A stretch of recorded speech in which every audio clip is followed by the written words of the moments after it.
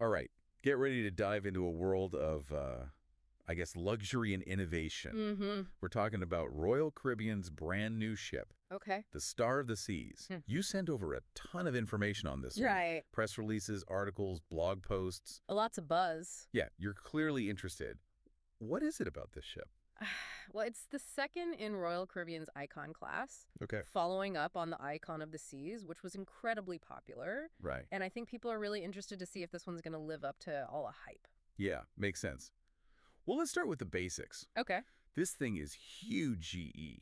Over 248,000 gross tons. Wow. Capacity for something like 7,500 passengers. Yeah. 18 decks high. Yeah. I mean, are we talking a ship or a floating skyscraper at this point? Yeah. To give you some perspective, Yeah. it's like 5 times the size of the Titanic. Wow. Even for modern cruise ships, this is really pushing the limits. I mean, it's interesting that you say that because it does seem like this trend of just bigger and bigger ships really where we're headed. Absolutely. They're trying to offer everything you can possibly imagine Right. all in one ship. So it's not just about getting from point A to point B. It's the destination is the ship. That's it. Yeah. Exactly. And that's where this Star of the Seas is really trying to be different Okay. with its neighborhood concept. Right.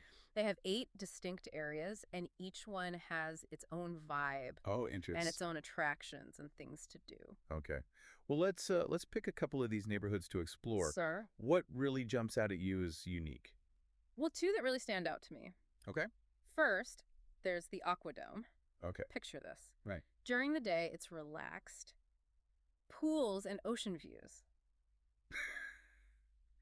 I like it so far. But at night, Yeah. the pool floor rises and becomes a stage. Wait a sec. Yeah, it's pretty amazing. The pool floor becomes a stage. Becomes a stage. What? Yeah.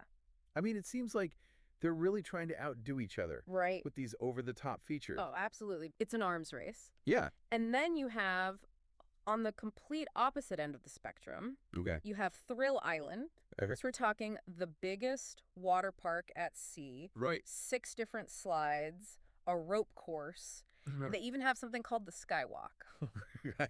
Hold on. You're going to have to elaborate on the skywalk. Yeah. What do you mean, like a walkway over the ocean? It is. It extends right over the ocean. That sounds a little intense. Yeah, it's designed for the thrill seekers. Yeah.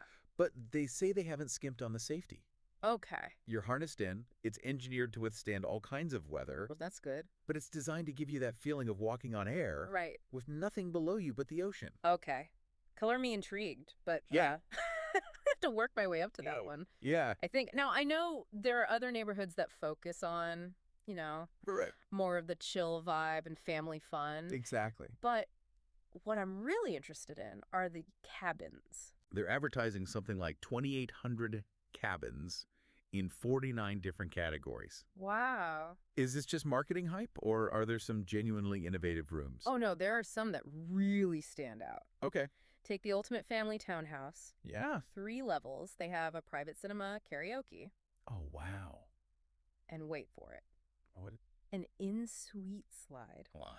A slide. An in-suite slide. Inside the room. Inside the room. That's next level. Yeah. It's supposed to be like the ultimate family splurge. I can only imagine the memories you would make in a room like that. Yeah. Okay.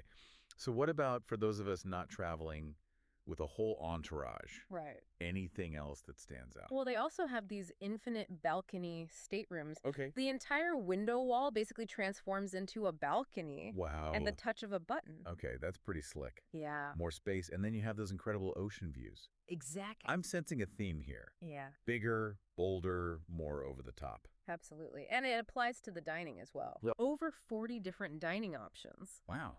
They have everything from casual to fine dining. Okay. They really want to make sure there's something for every taste and every budget. So after you've had your day conquering the skywalk Right. or belting out karaoke in your townhouse, Yeah, you can choose between a gourmet steak dinner or pizza by the pool. exactly. Something for everyone. It does sound like they've thought of everything. And it extends to entertainment as well. Oh, really? Broadway-style shows, live music venues, Wow. immersive experiences. Okay. They really want to keep people entertained from morning till night. All right, but all this luxury, all this extravagance, Right. it can't come cheap, right? Yeah. And what about the environmental impact? Yeah, you're right to bring that up. I mean, these mega ships. Yeah, There's growing concern about their environmental impact. absolutely. And cruise lines are very aware of that and are trying to make changes. The Star of the Seas has some interesting features aimed at addressing those concerns.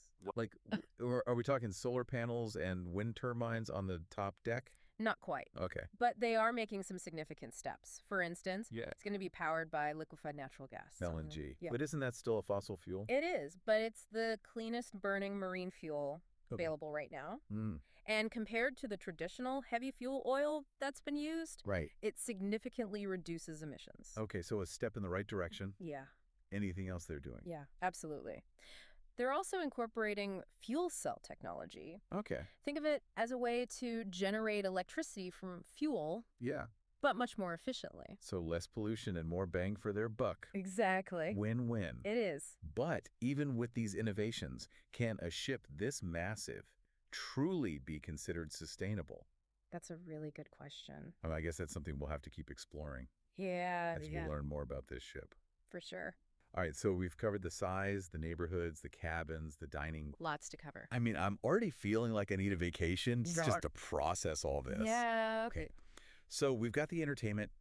We even touched on the sustainability. Right. But we haven't even talked about the itineraries. Right. We haven't talked about those glowing reviews from those cruise enthusiasts. Right.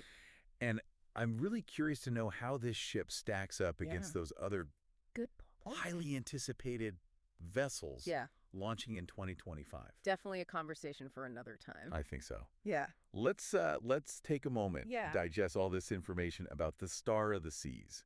For sure. And we'll pick it back up in part 2. Sounds good. Okay. My brain is still buzzing from all that Star of the Seas info. Yeah. I mean, it's like they took every over-the-top cruise ship feature imaginable and crammed it all onto one vessel. Yeah, they really went all out with the wow factor. They really did. And speaking of wow, let's revisit those neighborhoods. We talked about the Aquadome. We talked about Thrill Island. Right. But I want to know, what else is there? Yeah, well, as we mentioned before, there's a big focus on creating those different experiences on board. Right. So alongside those high-energy zones, they also have spaces dedicated to relaxation. Okay, makes sense. Chill Island. Yeah. The adults-only Hideaway Beach. Okay. So give those thrill seekers a place to unwind after their skywalk adventure. Exactly. What are these relaxation havens all about? You know, think infinity pools, private cabanas. Ooh, I like Maybe even a spa treatment or two. Right. Just a way to escape. Right. Find your zen. I'm already feeling more relaxed. Yeah. Just thinking about it. I know, right? But we can't forget about the families with kids. Of course not. You know, we touched on Surfside earlier, but I'm curious to learn more about how the Star of the Seas caters to those younger cruisers. Yeah. Well, Surfside is designed to be like a family-friendly haven. Okay. Splash zones, kid-friendly water slides. Yeah. Just tons of activities to keep them entertained. I mean, that's a huge selling point for families, right? Oh, absolutely. You know, it takes the pressure off the parents, knowing that there's a dedicated space for their little ones to have fun.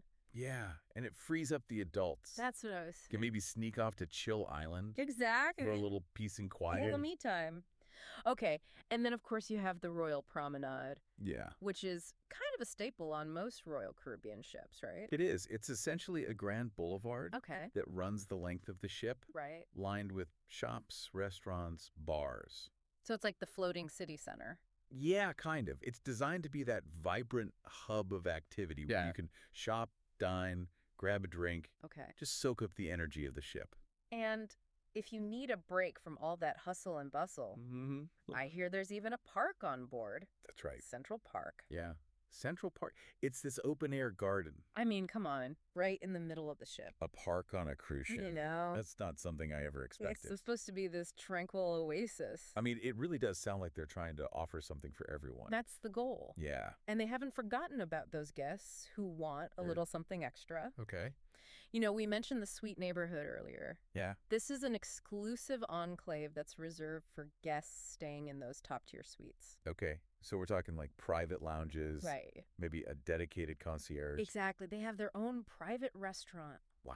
A dedicated sun deck with a pool and whirlpool. That's nice. And just all kinds of extra amenities. Okay. It's a real step up in luxury and personalized service. Yeah, it sounds like a ship within a ship. It does. And, you know, it kind of speaks to this larger trend we're seeing, right? Yeah. towards more stratified experiences on cruise ships. For sure. It used to be, you had your inside cabins, your ocean view, your balcony, your suites. Yeah. But now it seems like these ultra-exclusive enclaves within the ship itself. It's interesting. Some people say it creates this more divided experience on board. I can see that. But others see it as just a way to cater to different budgets and preferences. I think that's a good point. Not everyone can afford the penthouse suite. Exactly. And speaking of accommodations, let's dive a little deeper into those cabins. Okay. I'm still reeling from the fact that there's this 3-story townhouse with an indoor slide. The ultimate family townhouse. It's crazy. Yeah. But what about the rest of us? Are there any other cabins that stand out? Well, those infinite balcony staterooms we talked about are pretty cool. Right, yeah. They essentially double your living space. Yeah. Transforming the entire window wall into a balcony. That's pretty awesome. Yeah. And, for those who are maybe not looking for all the bells and whistles, they just want something comfortable and affordable. Right. They have plenty of interior and ocean view staterooms. Okay. They're great for that. So they really do have something for everyone. They do. From the budget-conscious traveler to that, ultimate luxury seeker. But let's be honest. The cabins are only part of the equation. True. After a day of exploring the ship and all of its amazing neighborhoods, I'm going to be hungry. What about the food? You are in luck. Okay. Star of the Seas has over 40 different dining options. Wow. Ranging from casual to fine dining. Okay. They really want to offer a diverse culinary experience. We mentioned Giovanni's Italian Kitchen. Right. Chop's Grill, Izumi. Are there any other dining menus that stand out? Well, there's this new concept called Wonderland that's getting a lot of attention. Okay. It's being described as like a culinary adventure. Oh, interesting. Where the dishes are inspired by fairy tales and fantasy. Okay. They're using like molecular gastronomy, unusual ingredients. It's supposed to be really immersive. Okay. But don't worry, if you just want a burger and fries. Yeah, sometimes you just want something simple. They got that too. Okay, good to know. All right, so they've got the accommodations covered, the dining's covered. What about the entertainment? Well, they certainly haven't skimped on the entertainment. Okay. The Star of the Seas has a state-of-the-art theater for Broadway-style productions. Oh. They've got live music venues with everything from jazz to rock to country. Okay. And then they've got the immersive experiences like the aqua shows in the Aqua Dome and interactive game shows in the Playmaker Sports Bar. Wow. So whether you're a theater buff, a music lover, or a gamer, there's something for you. There you go. And I'm guessing they have plenty of activities for those who like to stay active. Oh, of course. Multiple pools, rock climbing wall, mini golf, even a surf simulator. Wow. Okay, so they've got all the bases covered. Sounds like you could spend a week on this ship. Yeah. And never be bored. That's the goal. Yeah. They want to create that vacation experience that's so immersive, so engaging. You never want to leave. You don't even want to leave. Okay. But let's not forget about the elephant in the room. Or I guess the iceberg in the ocean in this case. Yeah. All this extravagance, all this luxury, it comes at a cost, right? It does. But financially and environmentally. Yeah. We can't ignore the environmental impact of these megaships. It's a complex issue. Yeah. But, we can acknowledge the steps that cruise lines are taking. We talked about the Star of the Seas using LNG and fuel cell technology. Right. They're also trying to reduce single-use plastics and implement other sustainable practices. Okay. Well, it's encouraging to see them taking those steps. It is. But there's always more that could be done. Of course. It's a conversation that needs to continue. It does. Speaking of conversations, we've covered a lot of ground here. But there's still so much more to explore. I know, right? We haven't even talked about the itineraries yet. We haven't? And I'm also curious to know how this ship stacks up against other new ships launching in 2025. Good point. So let's take a quick break. Okay. Gather our thoughts, and then we'll come back. Sounds good. And delve into all of that and more. Okay, so let's shift gears a bit here. Okay. And talk about where the Star of the Seas will actually be sailing. All right. I'm picturing those classic Caribbean itineraries. Yeah. Turquoise waters, white sand beaches, maybe a pina colada in hand. Sounds about right. Am I close? You're not far off. Okay. The Star of the Seas is scheduled to offer 7-night cruises to both the Eastern and Western Caribbean. Nice. Think popular destinations like San Juan, St. Kitts, Cozumel. Okay, yeah. Those sorts of places. Sounds idyllic. And I'm guessing these itineraries also include a stop at Of course. Royal Caribbean's private island. Well, you know, perfect day at CocoCay. every itinerary includes a visit to CocoCay. Oh, wow. Okay. It's consistently ranked as one of the top cruise line private islands. Okay. Known for its water park, beaches, over-the-top amenities. So they're adding a perfect day at their private island on top of all the amazing features on the ship itself. Exactly. Talk about a packed vacation. It's a strategy we're seeing more and more. Yeah. You know, cruise lines are really investing in these private island destinations. It's about creating that exclusive. Right. They can really tailor the experience to their brand. Exactly. Offer something that you wouldn't find on a typical port day. Makes sense. But with all this focus on innovation, pushing the boundaries, you know, I'm curious, how does the Star of the Seas stack up against other new ships launching in 2025? Well, it's facing some pretty stiff competition. Okay. Norwegian Cruise Line's Norwegian Aqua is set to debut in April 2025. And it's generating a lot of buzz as well. Yeah, I've heard about that one. It's a little smaller, right? It is. It's slightly smaller than the Star of the Seas. Okay. But it's got some innovative features. Like what? Including a go-kart racetrack. Wait, a go-kart racetrack? On the top deck. On a ship? On a ship. Okay. They've officially raised the bar. They have. For onboard activities. Yeah. What else is coming? Well, Princess Cruises is launching the Star Princess in October 2025. Okay. It'll be based in Europe. Okay. It's going to offer a more traditional, elegant cruising experience. Okay. Think, you know, classic design, refined dining. Right. Itineraries focused on history and culture. So it seems like there really is a new ship for every type of cruiser. It does seem that way. In 2025. Yeah. Whether you're looking for those adrenaline-pumping thrills, or you want that luxurious pampering, or maybe even, you know, a more laid-back, immersive cultural experience. Exactly. But I gotta admit, the Star of the Seas is still holding my attention. It's that combination of size, innovation, and just, let's be honest, sheer extravagance. It is pretty extravagant. It's really captivating. It is. And the public is equally enthralled, it seems like, right? Absolutely. You know, Cruise Hive readers voted it. That's right. The most anticipated new cruise ship of 2025. They beat out some pretty stiff competition for that title. They did. There's definitely a lot of excitement surrounding this ship. There is, and rightfully so. Yeah. The Star of the Seas really represents a new era of cruising, I think. Okay. You know, pushing the boundaries of what's possible in terms of design, technology, the onboard experiences. It's a ship that's going to capture the imagination of travelers for years to come. Well, I don't know about you, but I'm officially adding the Star of the Seas to my cruise bucket list. Good choice. And maybe I'll even work up the courage to try that skywalk. I think you should. All right, all right. It's all about pushing your boundaries. That's true. Embracing those new experiences. I like it. And who knows, maybe we'll even bump into each other on board someday. That would be amazing. I know. We could compare notes on all the incredible features and see if it lives up to the hype. Exactly. But until then. Yes. Let's keep exploring the world of cruising. I like it. And discovering all the amazing adventures that await us at sea.